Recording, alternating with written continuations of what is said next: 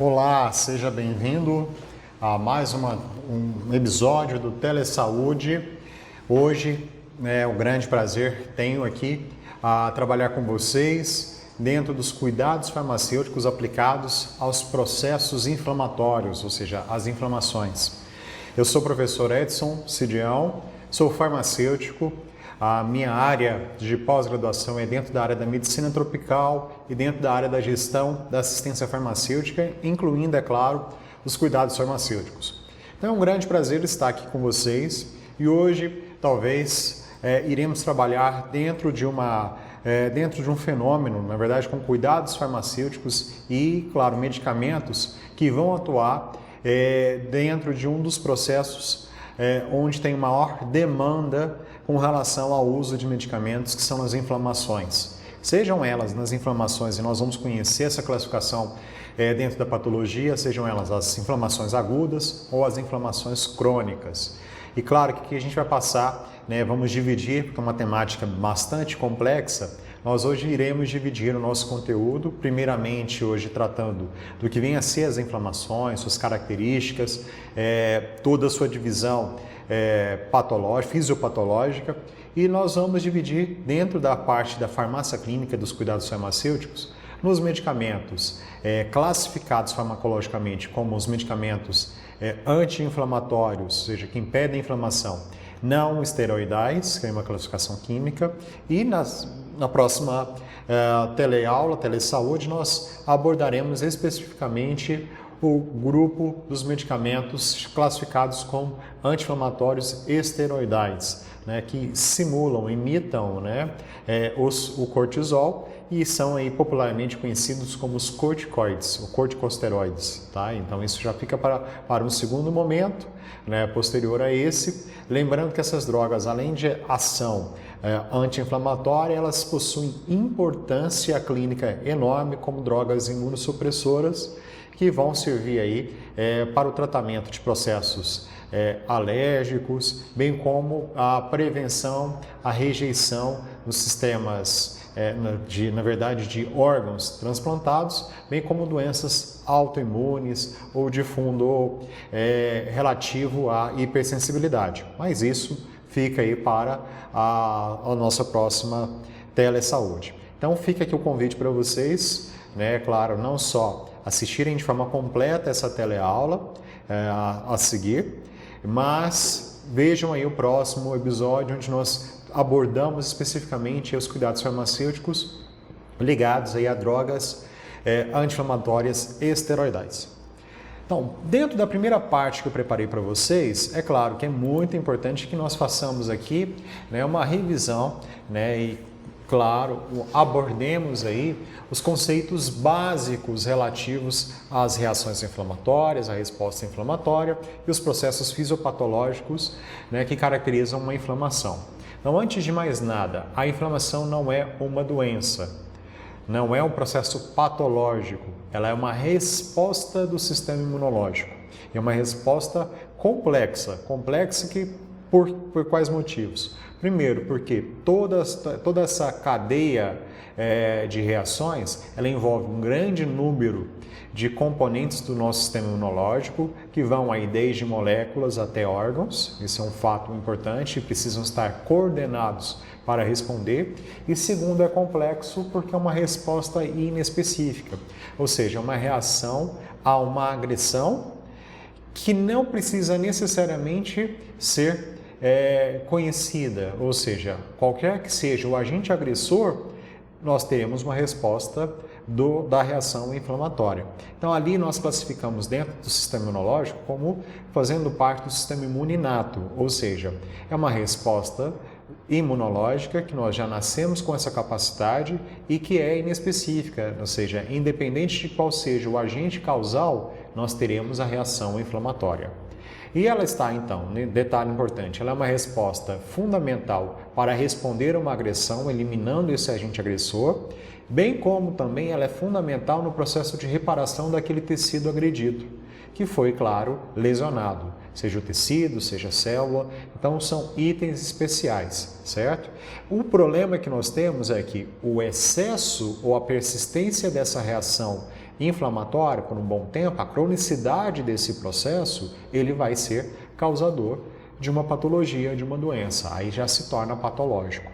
Tá ok? Isso é algo importante a ser considerado aqui. Então, por isso é que em determinadas situações é necessário que você, em situações clínicas, é necessário que você administre um medicamento que vai diminuir essa resposta inflamatória, correndo o risco de você não conseguir eliminar o agente agressor causador, mas é uma situação de risco que os fins vão compensar, né, essa posição, porque a doença ela pode ser, né, essa persistência da reação inflamatória ela pode ser mais grave do que o agente agressor em si.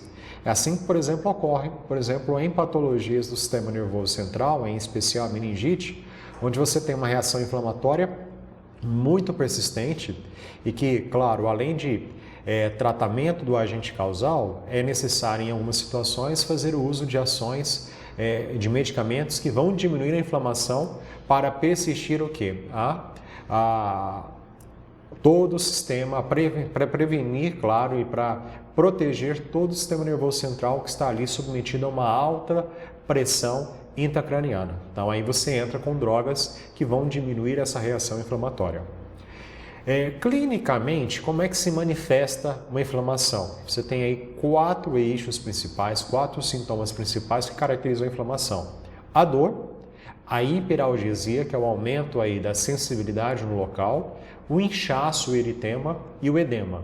E todas essas manifestações clínicas, elas na verdade são reflexo de todo um sistema coordenado, seja ele molecular, seja ele celular, de reações em cadeia que vão caracterizar o processo inflamatório, desde a migração de células de defesa, componentes do sistema imunológico para aquele local onde está sendo a agressão, até o aumento aí da hipersensibilidade ou inchaço com extravasamento de plasma para aquele tecido. Então, isso tudo são manifestações que refletem toda essa transformação, todas essas reações em cadeia, né, que é comum na reação inflamatória. Daí vem a complexidade, certo? E é importante, dentro do processo de classificação da reação inflamatória, histopatologicamente, ou seja, todo o processo patológico e a sua manifestação microscópica revelada na histologia, coloca que as reações inflamatórias podem ser classificadas como uma de fase aguda e uma de fase crônica. Ligada, claro, ao tempo, a fase aguda é aquela que é mais rápida, gerando assim também como sua finalização é bem mais rápida. E temos a fase crônica, né, que demora um pouco mais. E patologicamente, a classificação se dá. Na fase aguda você tem uma vasodilatação, tanto de arteríolas como de vênulas, que vão gerar o extravasamento do plasma sanguíneo para aquele tecido e, consequentemente, o edema.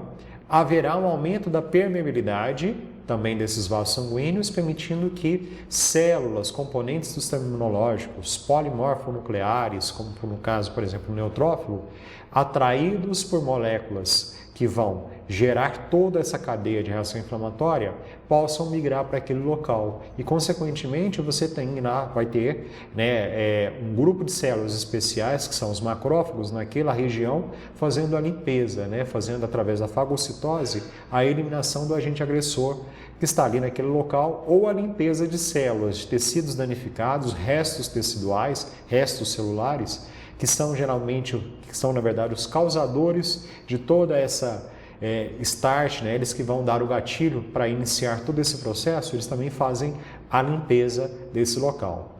Na fase crônica, você tem a migração de células de leucócitos, mononucleares e fibroblastos que vão reconstituir aquele tecido. Daí vem o processo de cicatrização e regeneração do tecido. Daí é que vem, claro, a característica da reação inflamatória crônica. Ela a gente pode considerar que é a reação de cicatrização daquele tecido lesionado, a substituição daquele tecido por um tecido conjuntivo fibroso. Então, essa é uma característica importante da segunda fase.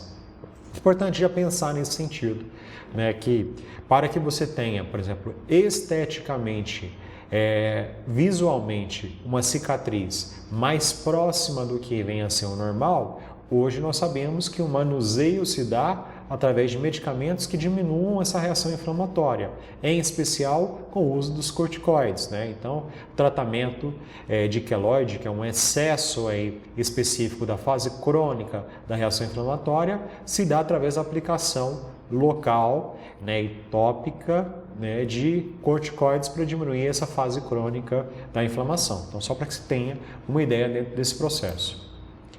É claro que todas essas duas fases, elas são startadas por reagentes, compostos químicos, por mediadores químicos, que são derivados justamente, como eu comentei com vocês, dos resíduos celulares, consequência aí da destruição celular. Então, as prostaglandinas, né, que são os mediadores do processo inflamatório, assim como o mediador da dor, né, eles são frutos aí do metabolismo do ácido araquidônico, né? Consequentemente, esse ácido araquidônico ele vem de fosfolipídios que estão presentes nas membranas celulares que estão lesionadas. Então, ocorre aí uma sequência lógica. Célula contendo a membrana plasmática com fosfolipídios, destruição dessa célula, fosfolipídios livres ali no meio, são catalisados por enzimas tais como a fosfolipase A2, fosfolipase C, lipase diglicérica, transformando então esse fosfolipídio em ácido araquidônico, que é matéria-prima para a produção de prostaglandinas, que com a atuação de enzimas chamadas de ciclooxigenases, né, o produz e, consequentemente, essas prostaglandinas vão encadear todo o processo inflamatório, bem como da dor. Certo? Então, o que se tem aí, e aí é importante considerar, é uma cascata em reação e se você interrompe em algum desses momentos, principalmente através do bloqueio dessas enzimas, você tem um bloqueio da reação inflamatória ou da dor. Aí você tem ação tanto anti-inflamatória quanto analgésica. E vou ainda além. Essas prostaglandinas, quando atuam sobre o sistema nervoso central, no centro de controle da temperatura corporal, provocam a febre. Então, se você bloqueia também essa produção, você também tem uma ação antitérmica ou antifebril. Assim como nós temos, em paralelo, todo o sistema de leucotrienos, que são produzidos também a partir do ácido araquidônico, pelas lipoxigenases, um outro grupo de enzimas, e que, consequentemente, também atuam em paralelo com as reações inflamatórias. Então, se você bloqueia a produção de prostaglandinas, se você bloqueia a produção de leucotrienos, você, consequentemente, está tendo uma ação anti-inflamatória. Você diminui a intensidade da inflamação, você diminui a intensidade da dor que está ligada ao processo inflamatório.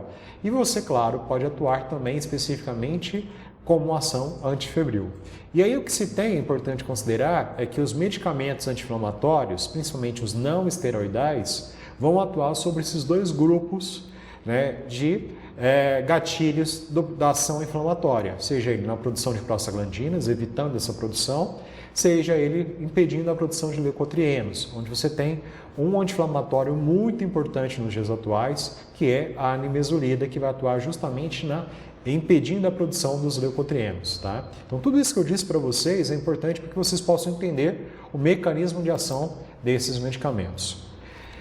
Claro, a farmácia clínica, ela vai entendendo aqui o contexto do paciente, entendendo a sua necessidade clínica, entendendo as suas características fisiológicas, a sua condição clínica, nós temos que saber qual é a indicação terapêutica adequada para que esse paciente possa fazer o uso dessas medicações, certo? E aqui eu adentro nas principais doenças em que a maior manifestação que se tem é a reação inflamatória, né? Eu vou entrar, por exemplo, nas doenças reumáticas, que são doenças onde você tem um fundo causal ligado aí à autoimunidade, e dentro dessas doenças reumáticas nós temos um grupo muito grande, né, onde eu destaco aqui a artrite reumatoide, a gota, a osteoartrite, a polimiosite, o lúpus eritematoso sistêmico, a esclerose sistêmica progressiva, a granulomatose de Wegener, a polimialgia reumótica, a espondilite anquilosante e a entesopatias. Todas essas doenças,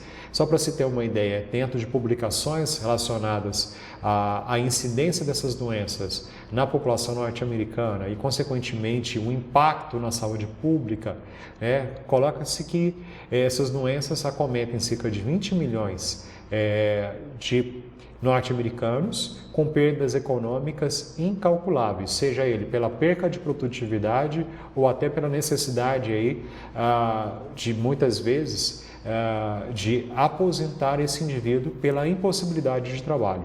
Então ela é importante considerar, são doenças de alta morbidade e de baixa mortalidade, ou seja, são pacientes que possuem doenças, consequentemente vão viver por muito tempo doentes e incapacitados ao trabalho, com dores e com reações inflamatórias generalizadas, mas que não matam, ou seja, a letalidade dessas doenças não são tão altas. Então isso faz com que o paciente, por mais tempo, necessite de tratamentos para a diminuição tanto da reação inflamatória quanto da dor. Então, são fatos importantes a serem considerados.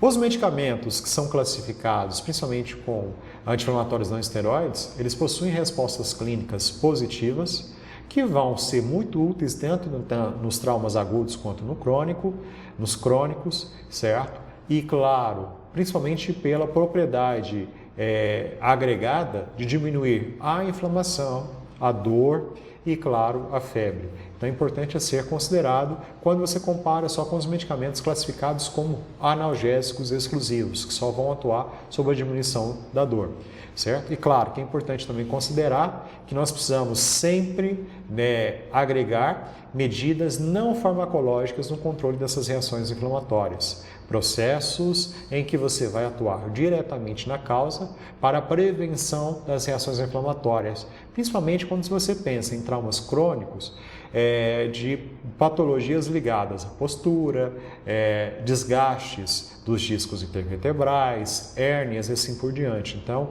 a atividade física, que é, por exemplo, uma medida não farmacológica, preventiva, associada a tratamentos em que você tem reações inflamatórias, elas têm se demonstrado através de estudos clínicos que se dá de forma muito mais positiva. Primeiro, porque você previne. Segundo, quando você tem reações inflamatórias em decorrência desse processo, a recuperação do paciente com o uso de medicamentos ela é mais rápida, mais ágil, dentro desse processo, trazendo aí grande ganho terapêutico dentro desse processo.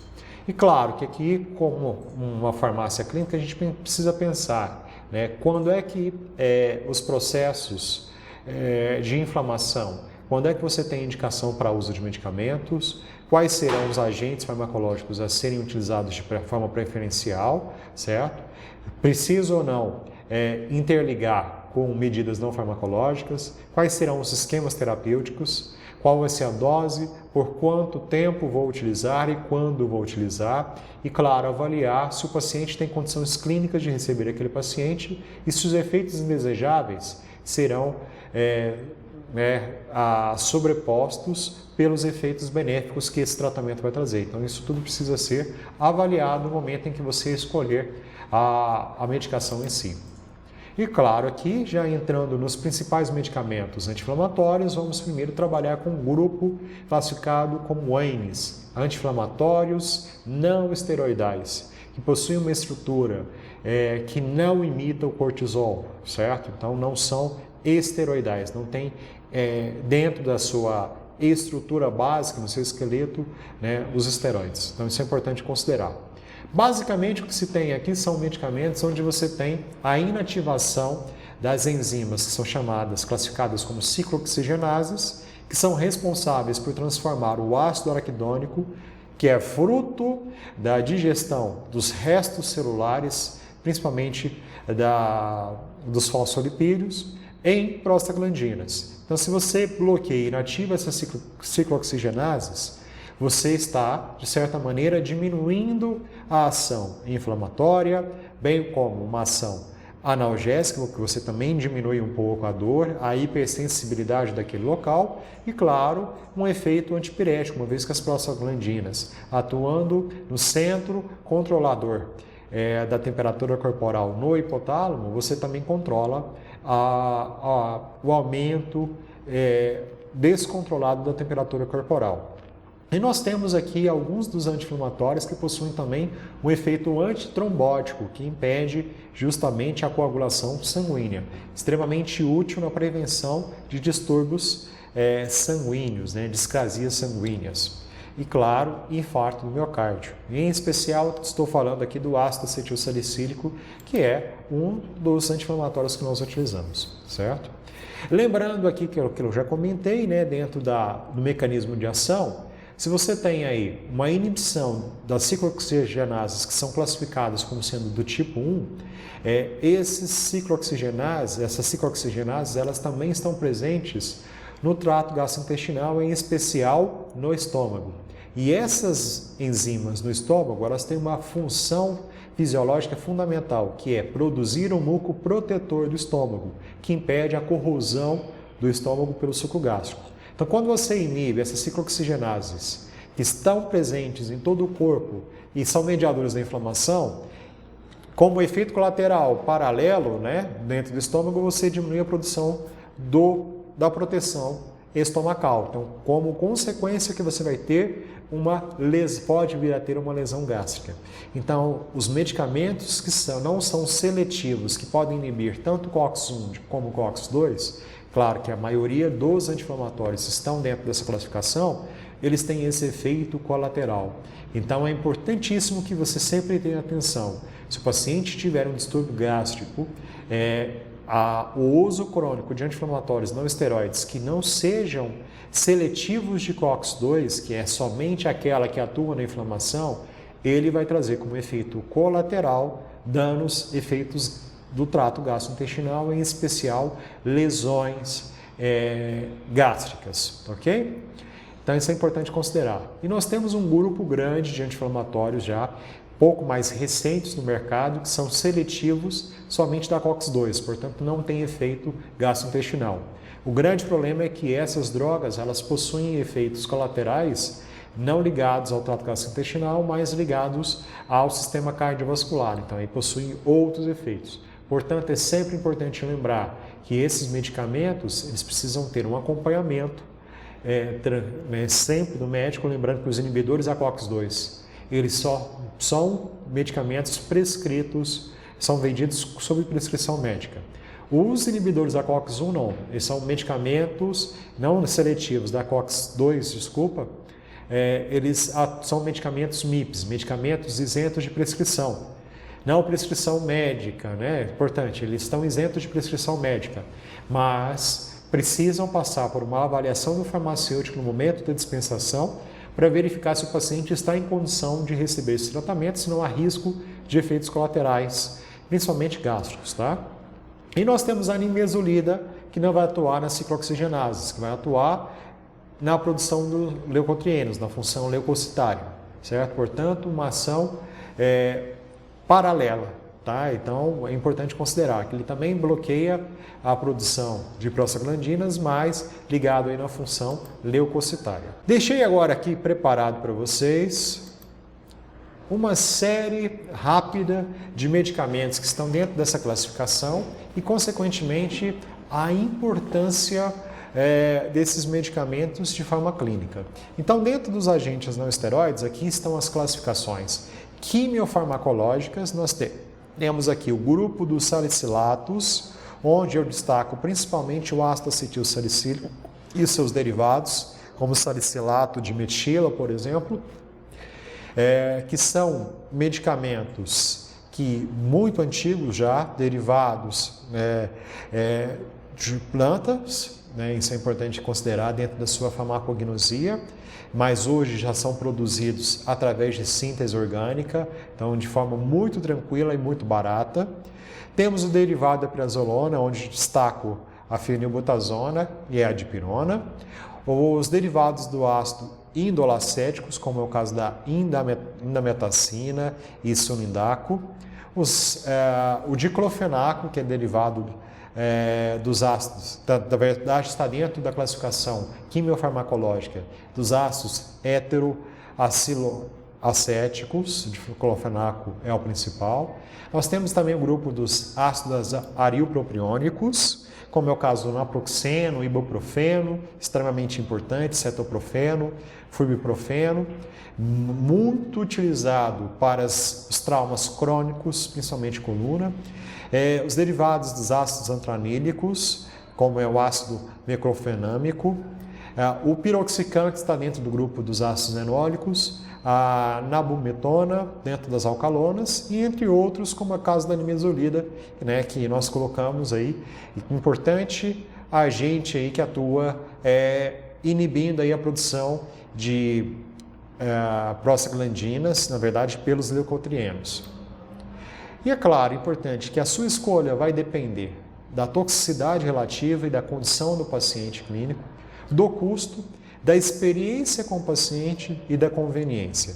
E aqui eu coloco um fato muito importante a ser considerado, que dentro do grupo de profissionais da saúde que podem, claro, prescrever esses medicamentos, além, claro, dos médicos e dos farmacêuticos, no caso dos MIPs, nós temos que nos lembrar que os odontólogos, através de todos os procedimentos ortodônticos, para diminuir o processo inflamatório, eles precisam prescrever e é necessário que todos esses 4 fatores aqui sejam levados em conta.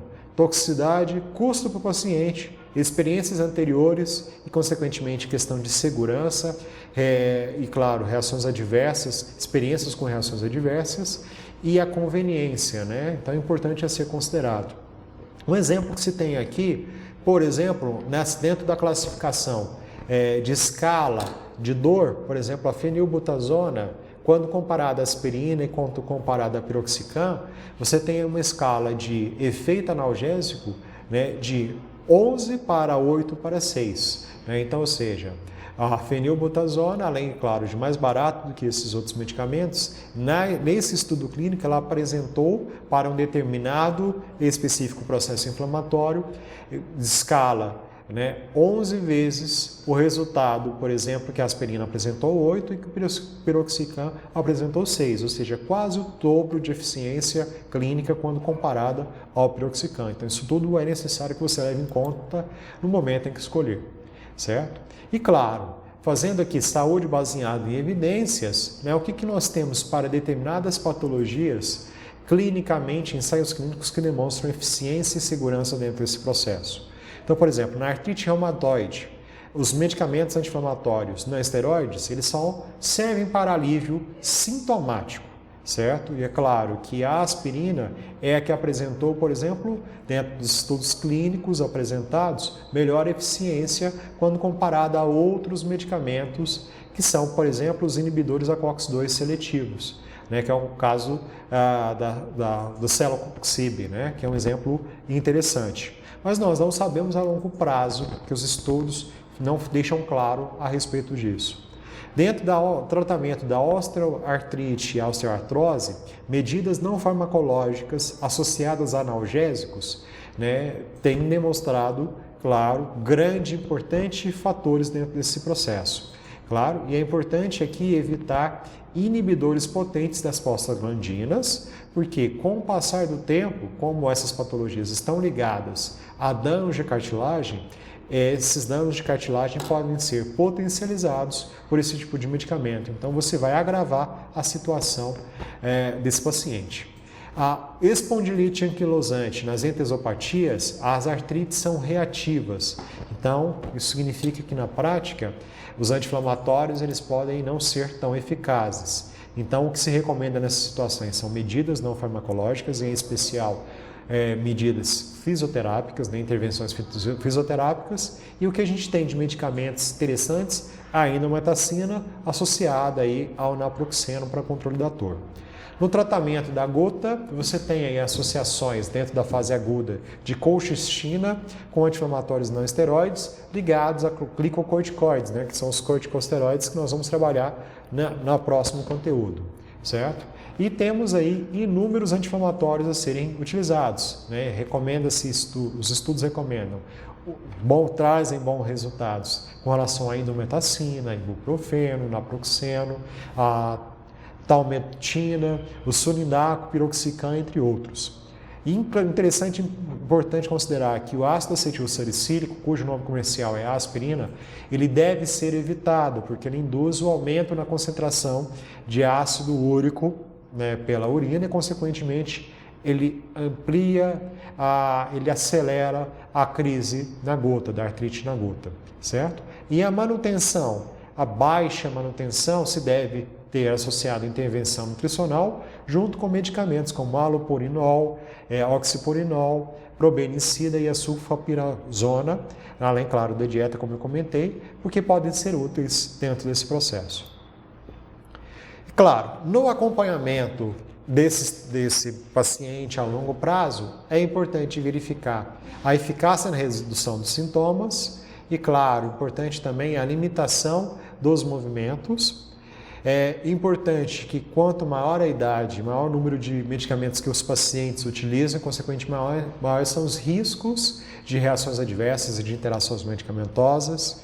Temos que observar os distúrbios digestivos altos, principalmente para os anti-inflamatórios que não são seletivos de COX-2.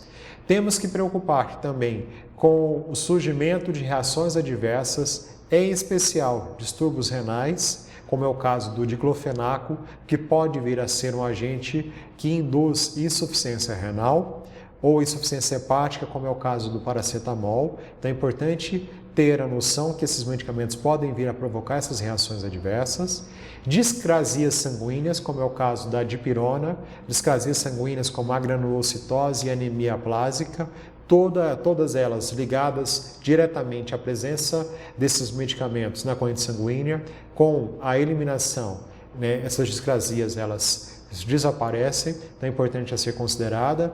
Chances de hipersensibilidade, de reações adversas a esses medicamentos, alterações neurológicas, em especial para a indometacina, o salicilismo, né, que é provocado aí pela toxicidade ligada aos medicamentos classificados dentro do grupo dos salicilatos, como é o caso do ácido acetilsalicílico, salicilato de metila, que são caracterizados por zumbidos, confusão mental, surdez. Importante é considerar que esses medicamentos devem ser evitados para pacientes que estão na gestação, em especial, porque podem vir a provocar hemorragias, porque essa droga ela vai ultrapassar a barreira hematoencefálica, provocando ali efeito trombolítico, né, antitrombolítico para a criança. Então, no momento em que houver essa gestação, você pode ter microsangramentos intracranianos e, consequentemente, lesões dentro do sistema nervoso central em decorrência dessas microhemorragias. Então, por isso é importante a ser considerado, além, é claro, do peso reduzido e sangramento que eu comentei com vocês, certo? E para fechar, sempre importante considerar o risco de interações medicamentosas com antiácidos e antiulcerosos, anticoagulantes, que você pode vir a ter uma potencialização desses efeitos anticoagulantes, em especial para o ácido acetilsalicílico, os uricosílicos, que são medicamentos que vão aumentar a concentração do ácido úrico, consequentemente acelerar as reações da gota, a fenitoína e o ácido valproico, a corpulopramida, antihipertensivos, entre outros, em especial os antihipertensivos, como é o caso do diclofenaco de sódio, pois o sódio presente nessa formulação vai diminuir a eficiência dos antihipertensivos. Então, para os pacientes que possuem a hipertensão, recomenda-se a prescrição de diclofenaco de potássio, onde você não tem, né, um risco de alteração da pressão arterial em decorrência da presença do sódio, certo? Tudo bem? Aqui encerramos. Deixo para vocês aqui dúvidas. O meu contato é cidião@gmail.com, onde vocês podem, claro, encaminhar dúvidas, questionamentos, pedir solicitações de material, de aula. Lembrando que aqueles que estão aqui acompanhando presencialmente podem baixar essa aula, esse conteúdo ele está disponível a todos, certo?